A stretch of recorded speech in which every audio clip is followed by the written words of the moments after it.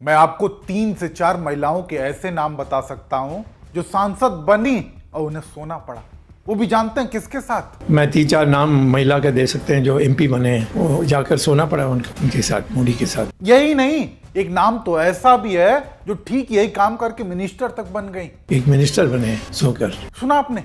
यह आरोप कोई विपक्ष का नेता नहीं बल्कि खुद मोदी के करीबी लगा रहे हैं। बीजेपी के कद्दावर नेता केंद्रीय मंत्री रह चुके हैं। और जानते हैं हैरान कर देने वाली बात क्या है? इन आरोपों को पुख्ता करने वाला काम कोई और नहीं बल्कि वो महिला कर रही हैं जो कभी मोदी पर जान छिड़कती थी, मोदी के लिए पूरी दुनिया से दुश्मनी लिए बैठी थी। वो महिला जिसने खुद अपने हाथों से मोदी की बायोग्राफी लिखी, मोदी नामा, मोदी मुस्लिम और मीडिया जैसी किताबें लिखी थी। लेकिन आज इस महिला ने ऐसे ऐसे खुलासे किए हैं कि यकीन मानिए अगर प्रधानमंत्री मोदी का जमीर जिंदा होगा तो मुंह दिखाने की हिम्मत नहीं जुटा पाएंगे। अभी तक इस वीडियो में हमने आपको जो भी बताया वो तो कुछ भी नहीं है। आगे तो मोदी की करीबी रही इस महिला ने सीधे सीधे उन महिलाओं के नाम भी बताए हैं जिनको लेकर मोदी पर इतने गंभीर आरोप लगाए जा रहे हैं। ऐसे में आज हम आपको रहस्यमयी नाम भी बताएंगे, साथ ही वो सच भी दिखाएंगे जो आज तक छिपाया गया। ऐसे में शुरुआत उसी महिला लेखक से जो वैसे तो एक समय में मोदी जी को सबसे महान इंसान मानती थी, उनकी बुराई तक सुन नहीं सकती थी, मोदी की तारीफ में ऐसे पुल बांधा करती थी कि मीडिया भी इन्हें कवर करता था। यह है समाज सेवी मधु कीश्वर जो आजकल नरेंद्र मोदी की अचानक कर रही तारीफ से चर्चा में है।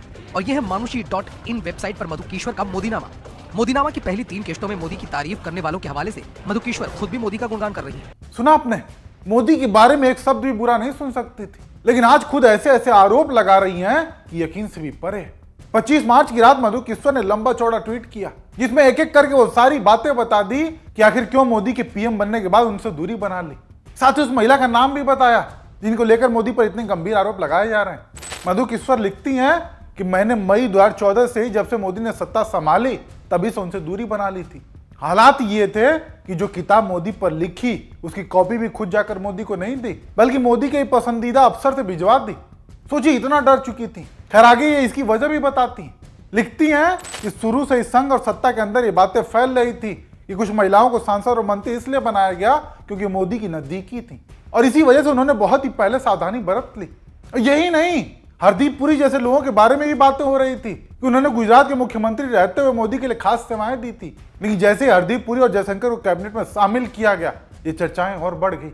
यहाँ आपको एक छोटी सी चीज ये बता दूं कि हरदीप पुरी वही हैं जिनका नाम फिलहाल एप्स्टीन फाइल में आया कि वो एप्स्टीन से कई दफा मिले और इस बात को खुद हरदीप पुरी ने स्वीकार किया। खैर आगे जो मधु कीश्वर लिखती हैं वो और भी हैरान कर देने वाला है। वो लिखती हैं कि जब 12वीं पास स्मृति ईरानी को भी शिक्षा मंत्री बना दिया गया तब जो शक था लोगों के मन में उस पर और भी विश्वास बढ़ गया।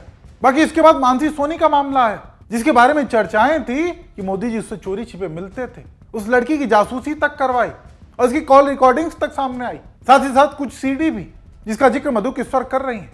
हालांकि आगे वो ये भी लिखती हैं कि अपनी ये सब चिंताएं जब उन्होंने एक आरएसएस विचारक से बताई तब उनका जवाब जानते हैं क्या आया?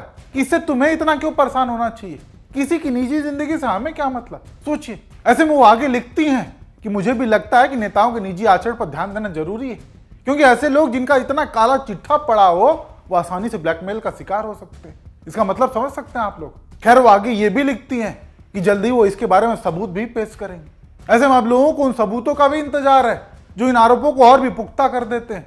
बाकी एक चिंता की बात कि इतने गंभीर आरोप वो भी देश के प्रधानमंत्री पर लग रहे हैं, इसके बावजूद ये खबर मीडिया से पूरी तरीके से गायब है। कहीं कोई चर्चा करने को ही राजी नहीं, जबकि सोशल मीडिया पर इस मामले को लेकर घमासान मचा हुआ है। केजरीवाल से लेकर संजय सिंह, तमाम विपक्षी नेता, यूजर्स सभी ऐसे ऐसे सवाल खड़े कर रहे हैं कि अगर नैतिकता के लिहाज से देखा जाए तो मोदी को कुर्सी छोड़नी पड़ जाए। खुद बीजेपी इस्तीफे ले लेती थी।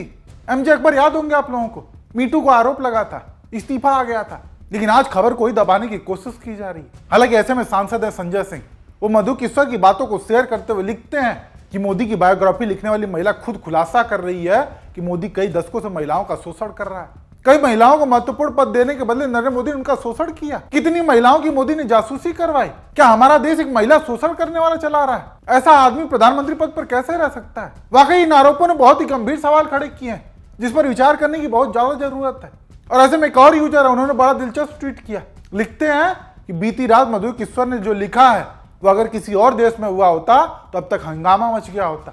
वहां मीडिया ने सवाल पूछना शुरू कर दिए होते, विपक्ष ने इस्तीफा मांगना शुरू कर दिया होता और जनता ने संदेह की नजरों से देखना शुरू कर दिया होता और साथ ही साथ मीडिया और विपक्ष की बात को ध्यान से सुनना और समझना शुरू कर दिया होता। लेकिन यहाँ तो एकदम नॉर्मल चल रहा है सब। और ये कमाल है पिछले 11 साल में जनता को दी गई नफरत और प्रोपेगेंडे की डोज का। वाकई इतने बड़े आरोप वो भी देश के प्रधानमंत्री पर लगे, इसके बावजूद इस खबर को पूरी तरह से मीडिया से गायब कर दिया गया ताकि ज्यादातर लोगों तक ये खबर पहुंच ही ना सके। हालांकि हमने आपको वो सारी तस्वीरें भी दिखाई जो नरेंद्र मोदी को लेकर गंभीर आरोप लगाए जा रहे हैं, साथ ही वो बातें भी बताई जो आज लोग नरेंद्र मोदी के बारे में कह रहे हैं, वो भी इतना गंभीर आरोप लगने के बाद। ऐसे में आप दर्शक मोदी पर लगे इन आरोपों को लेकर क्या सोचते हैं? आपकी जो भी राय हो कमेंट करके जरूर बताएं।